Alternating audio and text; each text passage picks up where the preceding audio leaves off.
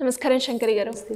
బేసిక్గా మనం ఎప్పుడు మాట్లాడుకున్నా కూడా నెగిటివ్ ఎమోషన్ని మనం ఎప్పుడైతే కంట్రోల్ చేస్తామో ఆటోమేటిక్గా మన చుట్టూ ఉన్న సరౌండింగ్స్ కూడా పాజిటివ్ అవుతాయి అని చెప్తూ ఉంటారు. అండ్ చాలా వీడియోస్లో కూడా మనం చూసాం నెగిటివ్ ఎలా బ్యాలెన్స్ చేయాలి.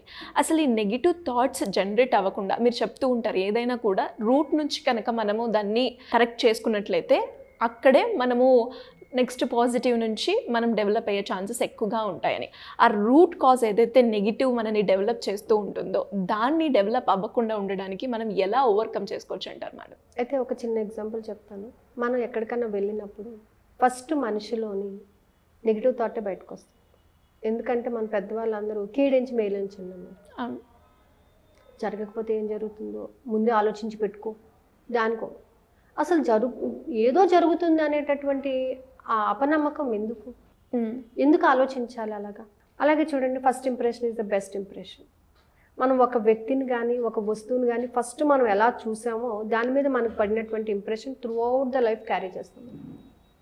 అది ఎన్నిసార్లు ఎలా మార్చుకోవాలి అని అనుకున్నా కూడా మారదు.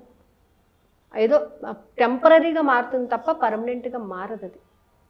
కాబట్టి ఏంటంటే ఈ నెగిటివ్ ఎమోషన్స్ని కూడా అసలు మనం ఫస్ట్ మన మనసులోకి రాకుండానే చేయాలి.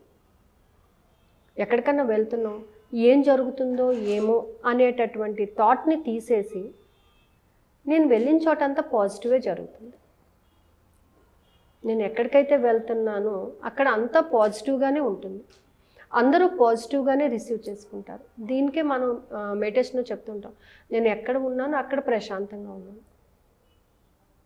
ఎక్కడున్నానో అక్కడ నేను ప్రశాంతంగానే ఉన్నాను, ఏం భయం లేదు, ఎక్కడికి వెళ్తున్నానో ఆశాజనకంగానే వెళ్తున్నాను.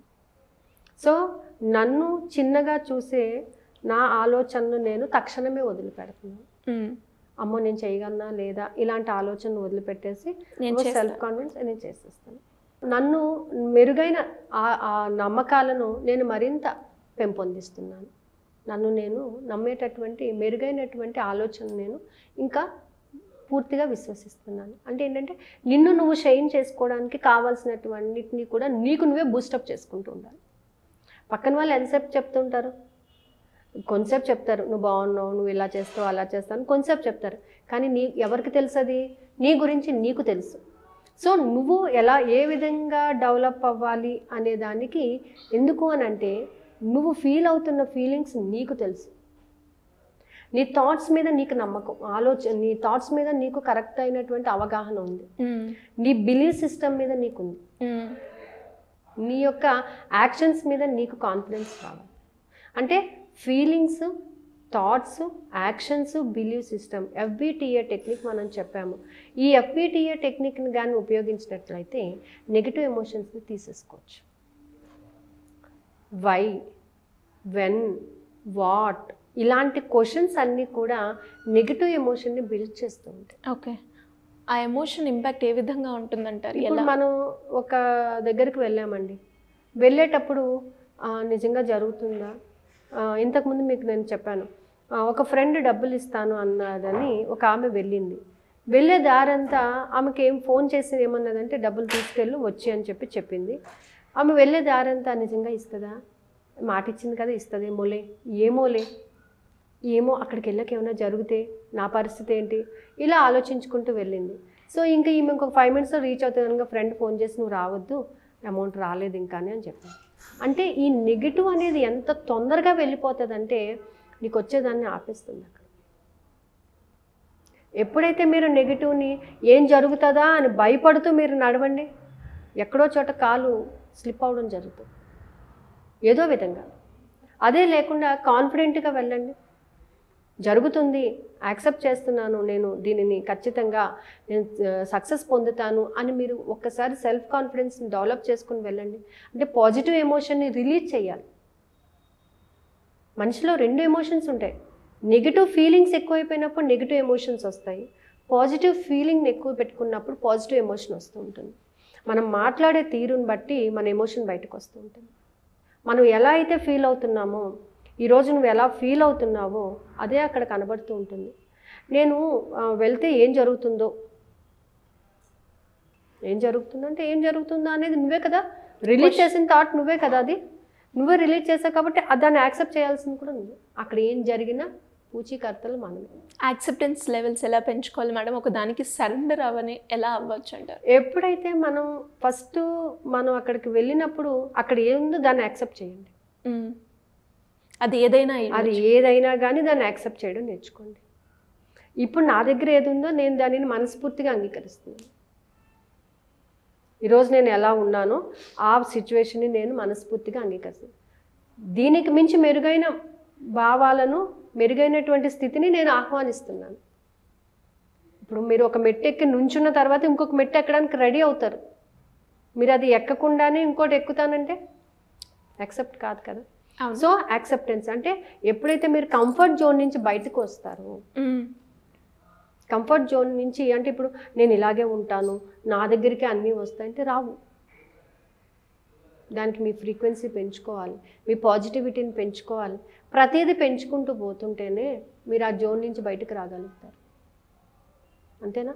మీరు ఇప్పుడు క్వశ్చన్ అడగందే ఆన్సర్ బయటకు రాదు కదా.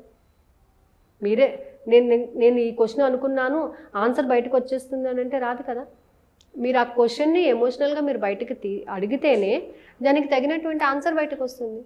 సో ఇక్కడ కూడా ఏంటంటే మనం నెగిటివ్ అక్కడ ఉన్నా కూడా దానిని పాజిటివ్గా మార్చుకోవడానికి ట్రై చేయండి. ఇప్పుడు ఒక వ్యక్తి మీతోని వర్క్ చేస్తాను అని అన్నారు, మీరు చాలా ఆశగా వెళ్ళారు, రాలేదు, ఏం చేస్తారు మీరు? యాక్సెప్ట్ చేయక తప్పదు. వీళ్ళు రారులే, వీళ్ళు ఎప్పుడు ఇంతేలే అని మీరు ఒక నెగిటివ్ ఎమోషన్ని డెవలప్ చేసుకొని మీరు వెనక్కి వచ్చేసారు అనుకోండి, ఎవరు లాస్ అవుతారు? అక్కడ మనమే ఆ ఎమోషన్ని క్యారీ ఫార్వర్డ్ చేస్తాం, మీరే లాస్ అవుతారు. ఓకే, వాళ్ళు రాలేదు కదా, ఓకే ఏదో వర్క్ ఉంది రాలేదు, ఓకే నా వర్క్ నేను ఇంకో విధంగా చేసుకుంటాను అని మీరు ముందుకు వెళ్ళారనుకోండి, there is no loss of time, loss of energy కదా. యాక్సెప్టెన్సీ అనేది చాలా ఇంపార్టెంట్. అక్కడున్న సిచ్యువేషన్ని యాక్సెప్ట్ చేయండి, అక్కడున్న సిచ్యువేషన్ని హ్యాపీగా రిసీవ్ చేసేసుకోండి. అలా రిసీవ్ చేసుకున్నప్పుడే ఫర్దర్గా మనము ముందుకు వెళ్ళడానికి ఒక అవకాశం వస్తుంది. ఎప్పుడైతే మనం యాక్సెప్టెన్సీ అనేది లేకుండా పోతుందో నెగిటివ్ ఎమోషన్స్ ఎక్కువ అయిపోతాయి మనకి. కాబట్టి accept the things, receive the things in the positive way. So ఈ రెండు కానీ మనం, ఇది కూడా మనకు ఒక టెక్నిక్ అండి. మన ఎమోషన్స్ని మనం ఎలా కంట్రోల్ పెట్టుకోవాలి, మన నెగిటివ్ ఎమోషన్స్ని ఎలా కంట్రోల్ పెట్టుకోవాలి, పాజిటివ్ ఎమోషన్స్ని ఎలా ఎన్హాన్స్ చేయాలి. అక్కడ లేదు వస్తుంది, రాలేదు వచ్చింది, దానినే 10 సార్లు చెప్పండి, వస్తుంది ఖచ్చితంగానే, పొందుతాను ఖచ్చితంగా.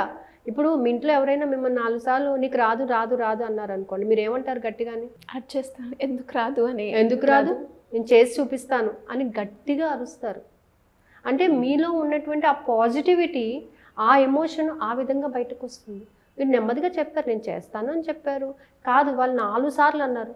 ఈ 4 సార్లు ఫ్రీక్వెన్సీ కన్నా మీ ఫ్రీక్వెన్సీ ఎక్కువతో అరుస్తారు మీరు. అవును, నేను సాధిస్తాను, చేయగలుగుతాను, నేను చేస్తాను, చేసి చూపిస్తానని చెప్తారు మీరు. అంటే ఏంటి? మీలో సెల్ఫ్ కాన్ఫిడెన్స్ డెవలప్ అవుతుందా లేదా? సో ఈ సెల్ఫ్ కాన్ఫిడెన్స్ డెవలప్ చేసుకోవడం వల్ల పాజిటివిటీ అనేది డెవలప్ అవుతుంది. సో దానికే మనం ఈ FBTA టెక్నిక్ని ఉపయోగిస్తాం అనమాట. ఫీలింగ్స్ని ఎప్పటికప్పుడు నియంత్రించుకుంటూ ఉండాలి. బిహేవ్ సిస్టమ్ని, believe system, thought process, actions అన్నిటినీ కూడా అండర్ అవర్ కంట్రోల్, మనం కంట్రోల్లో పెట్టుకున్నప్పుడు అన్నీ కూడా మనం చాలా ఫ్రూట్ఫుల్ లైఫ్ని లీడ్ చేస్తాం. అంటే ప్రతి దానిని కూడా చేయటానికి ఒక రూల్స్ అండ్ రెగ్యులేషన్స్ మనం పెట్టుకుంటూ ఉంటాం. Thank you so much. So మరి మీ థాట్ ప్రాసెస్ని కూడా మీరు చేంజ్ చేసుకోవాలి అనుకుంటున్నారా, లేదంటే టెక్నిక్స్ యూజ్ చేసి మీరు ఏదైతే డిజైర్ అనుకుంటున్నారో దాన్ని ఫుల్ఫిల్ చేసుకోవాలి అంటే దానికి సంబంధించిన పూర్తి వివరాలు కింద స్క్రోల్ అవుతున్న నెంబర్ని సంప్రదిస్తే సరిపోతుంది. Thank you.